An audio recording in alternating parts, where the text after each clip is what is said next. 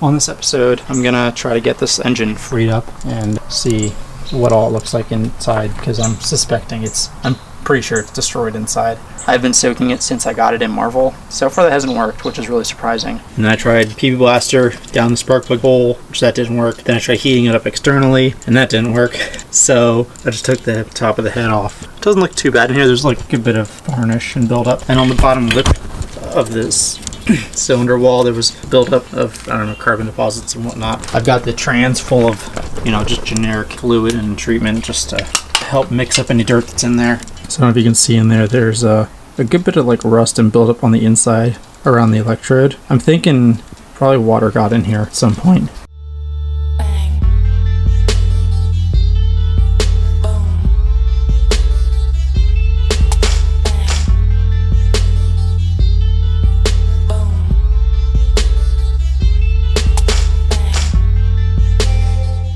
What I'm trying to do, metal expands like microscopic level. So I'm heating up till it expands and then quickly shrinking it by cooling it in the hopes that I could break free. And there is definitely a little crack. I would say like a separation between the piston and the wall, but it doesn't seem to go all the way around just yet. So this may just end up being a total rebuild, as much as I don't want to deal with that. I really don't want to do this, but let's see. Nope, didn't want to do that. Shouldn't have done that. But I think I'm just gonna put all this back together and then take the intake manifold off and fill that crankcase.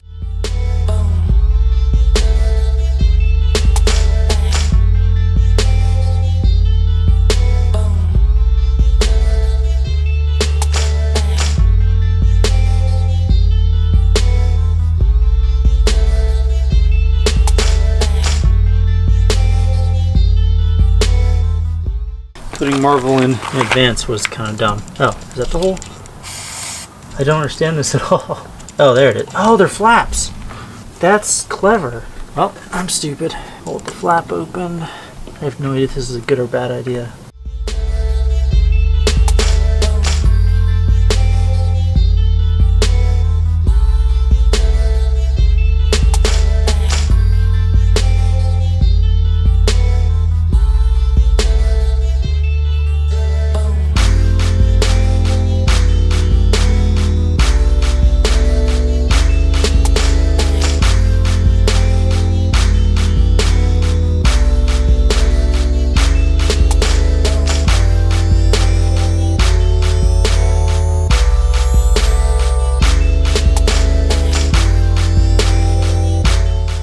Oh, I feel like I'm twisting the connecting rod.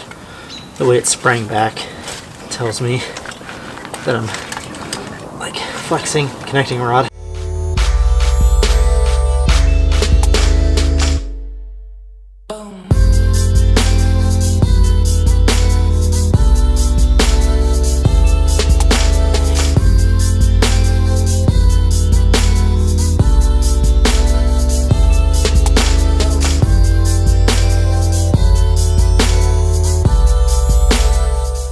Oh, you know what? That has moved.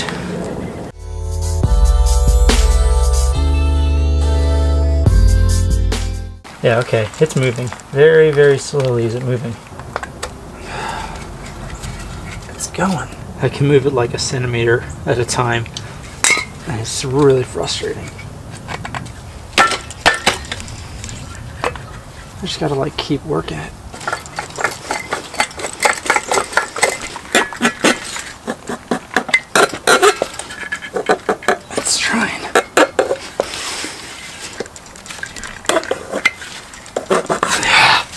Yes! That sucked. I'm not going to have enough carb cleaner for this. Very not pretty. There's definitely been water in here though. You can see all the red. So the engine's not even actually free. All I've done was get the piston out of the cylinder head. The wrist pins are all seized too. Like I can't even rotate the piston. This bearing is free, but the wrist pins are seized. Like you can't rotate the piston. You can kind of see it's destroyed. But yeah, I'm working on the dirt bike again.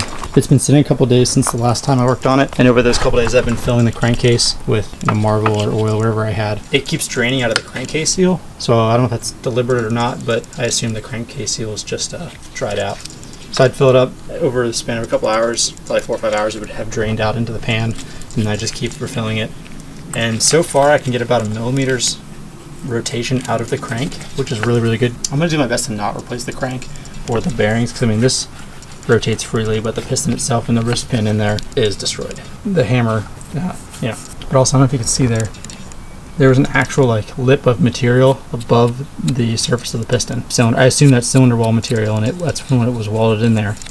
So that's definitely toast. And also these aren't just scars, these are ridges. Like, it feels like a record. So that piston's gonna go away, but that'll probably be in spring once I have it bored. And so I don't know. I'm pretty sure that's not supposed to be like that. When I first got it, the crankcase or the transmission plug was gone, so the transmission was exposed to the elements. So what I did is, when I first got it, I filled it with additive oils and Marvel and all that, just whatever I had lying around, just to fill it up. And then since it's been sitting in the couple months I've had it, it's just been soaking. And then just the other day I drained it, and what came out was a milk chocolate mess of like nasty sludge and debris. So I'm not going to drain it again until I have the rotating assembly free. That way I can mix up what's in there. I cleaned up both portions of the head, and I took the wire wheel to the mating surfaces just to help clean it up, get the gasket material and rust off. This side still has some pretty heavy pitting, but inside is pretty bad. That's it's been degreased and scrubbed and scotch brighted, and it still has like a decent bit of what I assume is piston material.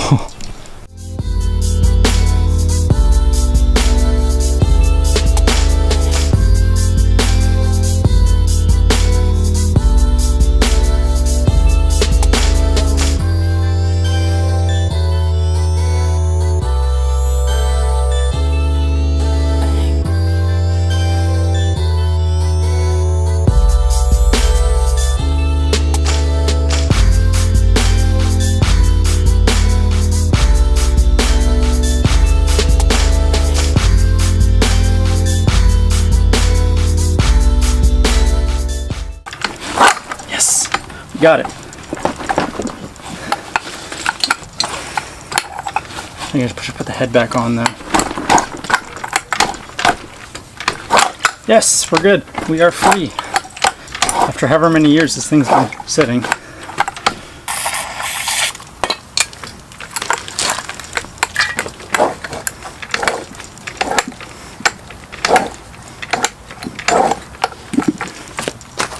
Even though it's in neutral, or supposedly neutral, every so often the sprocket will turn with the motor, which is not supposed to do when it's in neutral. So there's definitely junk in the trans.